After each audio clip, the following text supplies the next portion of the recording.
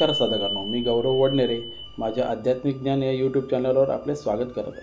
संतान सुख प्राप्तीसाठी संतान गोपाळ मंत्र आणि स्तोत्र। संतान गोपाळ मंत्र हा एक शक्तिशाली मंत्र मानला जातो। मूलबाळाच्या समस्यांसाठी ह्या स्तोत्राचे पठण केले जाते।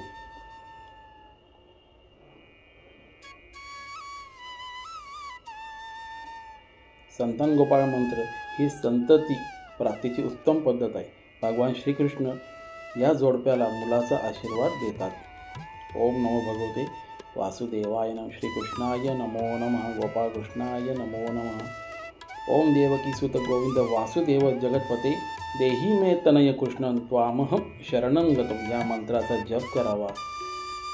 1 माळ 3 माळा आपल्याला अपेक्षित आपण मंत्र म्हणावा।